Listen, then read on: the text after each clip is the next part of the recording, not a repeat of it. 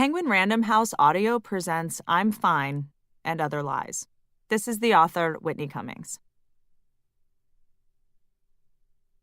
For all the voices in my head who told me I could never write a book, this book is for you. Introduction.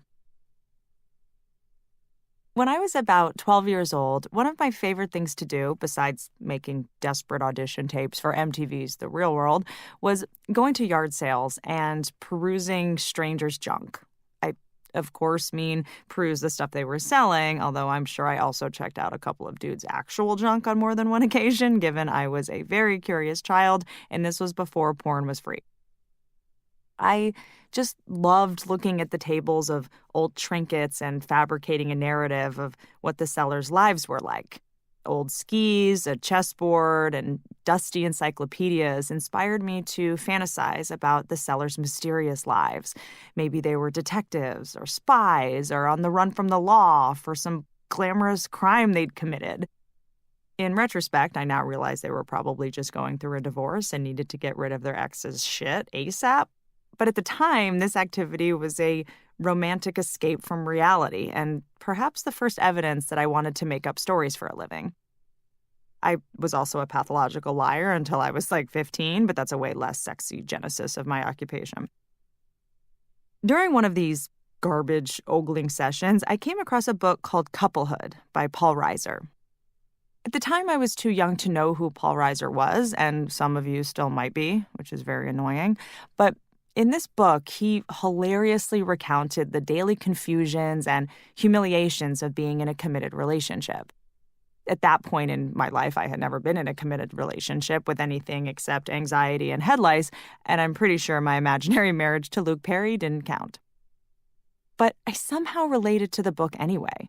Reading about Paul Reiser's foibles made me feel relieved and weirdly understood. Whether I could articulate it or not back then, I had some sort of epiphany that other people's misfortune made me feel way better about my own problems. I believe the official term for this phenomenon is Schadenfreude. I mean, count on the Germans to have a specific word for something so sadistic. Couplehood made me feel less ashamed of the twisted and often inverted way that I saw the world. It also made me feel better about how obsessed I got over minutia that most people didn't even seem to notice. Nobody else seemed to care about how weird it was that the salad bar at the Sizzler had chocolate pudding right next to the chickpeas. But this took up space in my brain for days as I tried to figure out what kind of psychopath did the arranging of those fixins. Nobody seemed as stressed out as I was that Band-Aids always felt slightly racist for not having a selection of different shades of skin colors. I mean, I'm sure by now they have a kaleidoscope of shades available, but in the late 80s, only waxy white people could protect their wounds without drawing too much attention to them. Anyway, nobody wanted to listen to my rants about the injustice of racially insensitive Band-Aids, so I was inspired to write down my observations whenever I could.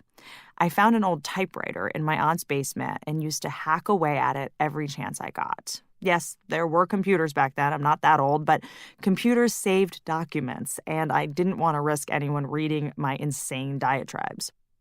Plus, the typewriter made me feel smart and sophisticated.